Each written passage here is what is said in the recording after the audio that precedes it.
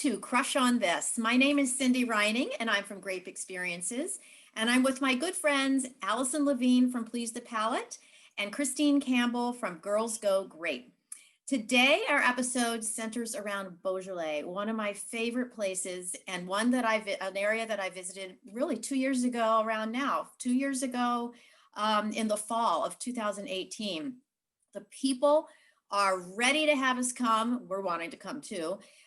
They're just authentic as the wines that they're pouring, and I loved every single minute. But wait a minute, where is Beaujolais? It's actually considered part of Burgundy, but it's southern Burgundy, south of the Mâconnais, and it's about 35 miles from north to south and 15 miles from east to west. So it's just a long, slender area with southeast facing slopes that are about, some are up to 1,000 feet high. That's where a lot of the vineyards are located. The weather is kind of iffy. When I was there in November, it was cold. I was wearing a down coat. Some of the winters are harsh. The springs might be rainy. The summers are hot and dry. Autumn tends to be mild, but like I said, I was there in November, mid-November, and it was getting chilly. Now, what I love about Beaujolais is that the soils are very diverse. You can go from pink clay, flinty, blue granite, not pink clay, pink granite, blue granite, flinty clay, alluvial clay. And then in some areas, there's limestone rock, sand. So you've got a diverse amount of soil. But the really amazing thing too, one little takeaway, is there's only one grape that's cultivated there. It's the Gamay Noir. And it is, some people say it's like Pinot Noir. I mean, I would love to have you taste a Pinot Noir and a Gamay next to each other and see what you think, or if you can tell the difference. There's one white grape that's grown there, but not very much, Chardonnay. And the Chardonnay is very fresh, white blossoms, just a very fresh expression of the Chardonnay grape. But as far as the Gamay, believe it or not, that one grape has different expressions depending on where it's grown. There are 10 crus in Beaujolais, going from the north to the south. And a cru is not like Premier Cru or Grand Cru, but it is a designation that indicates the wine is produced from a geographically restricted area. In fact, one time I was there and I had 1 foot in one cru and 1 foot in the other. So that's, the line, the invisible line was drawn, and I was checking it out. So we have chosen wines from Beaujolais. So Allison, what's in your glass? Which one? Well, I didn't do Beaujolais Nouveau. It's a little early in the season, although it's about to be released because it comes out just in time for Thanksgiving, and then should be drunk before the new year. No, but I have this incredible Gamay I picked up a few months ago, and it's the Jean-Marc Burgode Morgon Côte de Pie. Nice. It's a 2018. This is a young winemaker, like one of the kind of like rock stars of Beaujolais. He has 19 hectares, but he's actually in a couple villages. So he's in Regine, and then he is in Beaujolais Village. He's got 5 hectares, and then he's got 13 hectares in Morgon. This is where the family winery is. And it's the granitic schistone that you had said, hillside vineyards. Mm-hmm, mm-hmm. And like Beaujolais, goes through some carbonic maceration, whole berries for about 5 to 6 days, and then it's in tank for 4 to 5 months. And this is considered one of the best vineyards in the appellation, the Côte de Pie. Côte de Pie. And I just love it. I'm getting like, as you saw, I was sipping it before. I'm getting kind of these savory notes to it. It's got a lot of elegance and kind of, there's a femininity to it, but also kind of this muscle and structure. Yes. So, oh my God, I'm like having so much fun with it. I mean, I get the fruit notes, but it's that sort of savory characteristic that keeps drawing me back for more. And this is a $22 bottle of wine. So it's totally affordable, but like I just want to savor it.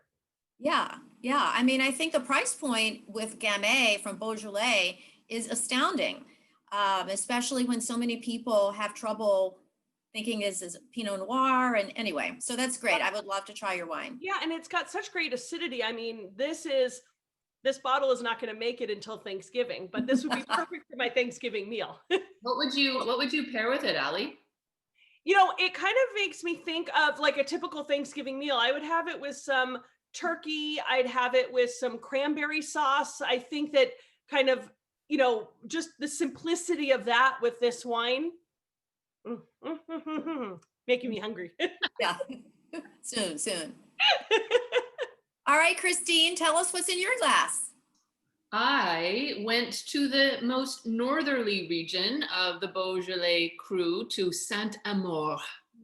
You know me and my love affair of all things lovely. And there's a little Cupid on the label, so why wouldn't I love that? This is a 2016. It is Domaine des Billards, and it's from the Cartier-Laurent estate. This is obviously 100% Gamay. The Saint-Amour Cru is called the most romantic of all the crus. Obviously, Amour is in the name. And I read that I think 75% of all of their sales happen in the month leading up to Valentine's Day.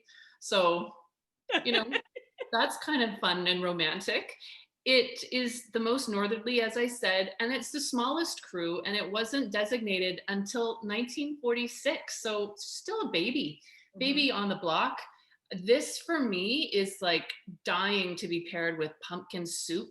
And then on the other side, it's like, it has some structure as we were talking about, but like a really beautifully done beef stroganoff could really just hit this out of the park. It's got, as Allie was waxing poetic about hers, I'm going to wax poetic about mine. No, I'm not. I'm just going to keep sipping it. It's, very fresh. There's some strawberry notes. There's some beautiful plum notes on there. There's some sweet spices. Ultimately, it's like a date night wine. I want to open this up with, my someone special and just enjoy it and talk about all the lovely things we want to talk about, because that's what wine should do. That's right.